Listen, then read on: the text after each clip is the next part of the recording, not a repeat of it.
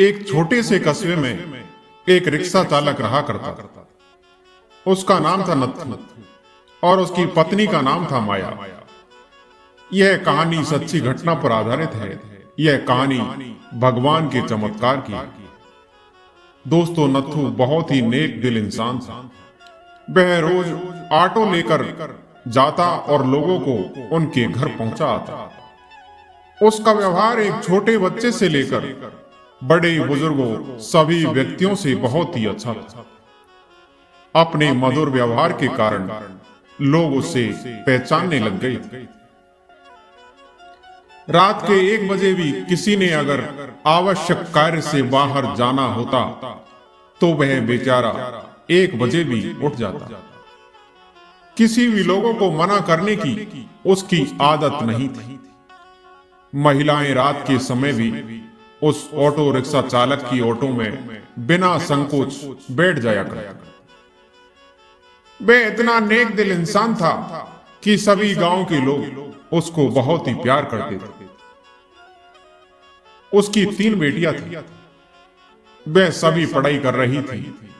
एक बड़ी बेटी तो पढ़ाई कर चुकी थी। उसने अपनी बेटी को 12वीं कक्षा तक पढ़ा दिया था। बाकी दोनों बेटियां शिक्षा ग्रहण कर रही थी। एक दिन उसने अपनी बड़ी बेटी की शादी तय कर दी। भगवान का दिया उसके पास गुजारे लायक काफी था। ऑटो रिक्शा चालक ने अपनी बेटी का विवाह एक अच्छे परिवार में तय कर दिया। अब उसके ससुराल वालों ने शादी की तारीख निश्चित कर दी। ऑटो रिक्शा चालक ने रात दिन मेहनत करके अपनी बेटी की शादी के रुपए जुटाए थे। उसने अपनी बेटी के गहने, कपड़े और शादी का सारा सामान खरीद लिया था। वह अपनी बेटी की शादी का इंतजार कर रहा था। एक दिन वह भगवान के मंदिर में पूजा करने चला गया और वह मंदिर में पूजा कर कहने लगा कि हे प्रभु, मेरी बेटी की शादी जल्दी ही होने जा रही है। अपनी बेटी की शादी का सामान खरीदने में मुझे कभी कोई कमी नहीं आई। आपकी दया से सब कुछ ठीक चल रहा है। सारा सामान भी आ गया है। खाने पीने का सारा सामान भी आ चुका है। इस तरह भगवान को धन्यवाद देकर नत्थू घर आ गया। शादी के 2-3 दिन रह गए थे। अपनी बेटी के पास जाकर बोला, मेरे पास देने के लिए ज्यादा तो कुछ नहीं, मैंने तुम्हारे लिए थोड़े से गहने भी बनवा दिए। तुम्हारी दोनों बहनों के हाथ भी पीले करने हैं। तुम्हारा हाथ एक अच्छे परिवार में दे रहा हूं। लड़का अच्छी नौकरी करता है। तुम्हें वहां पर कोई भी कमी नहीं रही। बेटा, लड़की तो पराया धन होती है। उसे तो एक न एक दिन ससुराल जाना ही पड़ता है। लेकिन बेटा, निराश ना हो। आज मैं तुम्हें एक शिक्षा दे रहा हूं। अपने ससुराल में बड़ों का सम्मान करना, अपने सास ससुर की खूब सेवा करना। मैं तुझे ये सीख दे रहा हूं। बड़ों की आज्ञा का पालन करना, अपने सास ससुर को ही अपने माता पिता समझना। मैंने 12वीं तक की शिक्षा दी है और सिलाई भी सिखा दी है। तुम्हारे ससुराल वाले अगर तुम्हें नौकरी करने देंगे तो करना, वरना नहीं। हमारी मान मर्यादा का ख्याल रखना। लड़की ससुराल में अपने सद्गुणों से सभी को अपना बना लेती। सास ससुर तुझे डांट डपट करें तो सोच लेना तुम्हें तुम्हारे अपने माता पिता डांट रहे हैं। मेरी इज्जत का सम्मान करना। अपनी बेटी को समझाने लग गया था। समझाते समझाते उसकी आंखों में आंसू आ गए। घर में शादी का माहौल था। घर में रिश्तेदारों का तांता लग गया। दिन को सभी लोग आ जाते। किसी को क्या पता था कि होनी तो कोई और ही खेल खेल रही, शायद वह उसकी परीक्षा ले रही थी। इधर शादी के केवल 3 दिन बचे थे। रात को ऑटो रिक्शा चालक के घर में भयंकर आग लग गई। सभी लोग सो रहे थे। रात को उनका सारा घर आग की लपटों की चपेट में था। उसकी घर की छोटी बेटी पानी पीने के लिए उठी।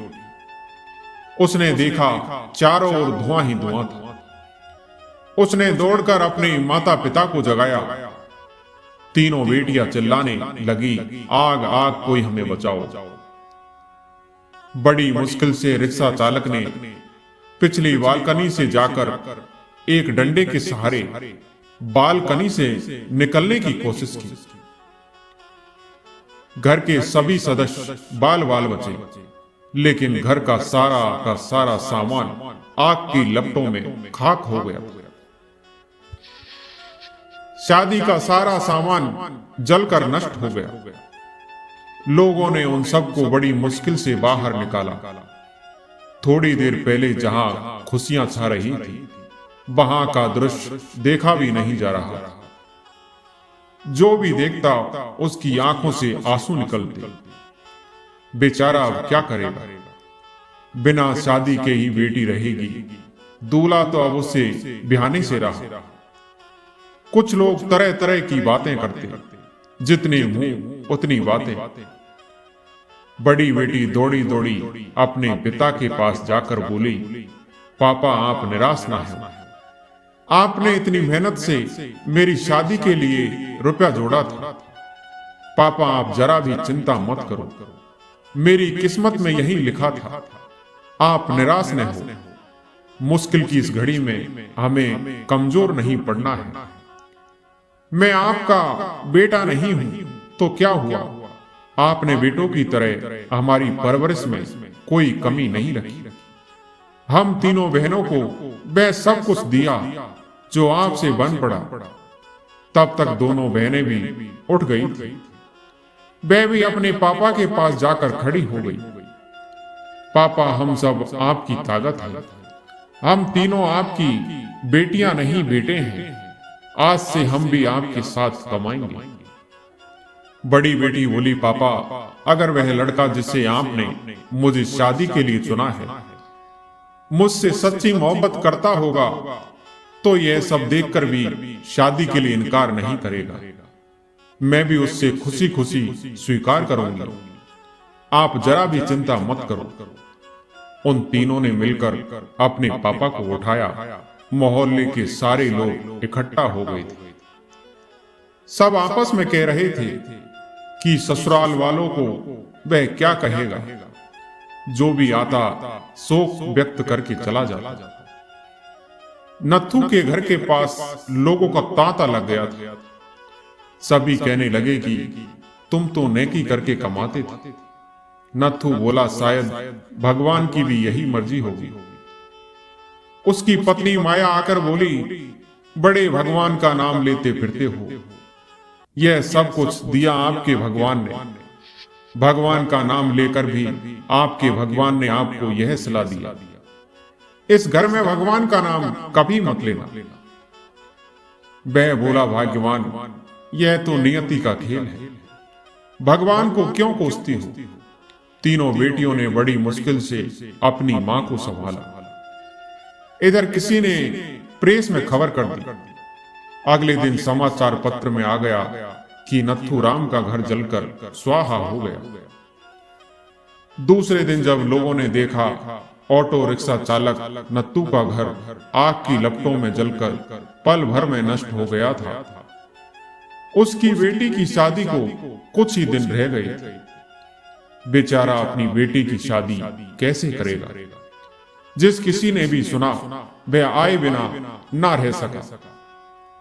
जितने भी लोग उसको जानते थे सब के सब आकर ना जाने क्या क्या लाए। उसका घर उपहारों से भर गया। कोई जेवर लाया, कोई कपड़े, कोई राशन, कोई रुपए। जिन सभी नेताओं ने सुना सभी ने नत्थू राम की सहायता की।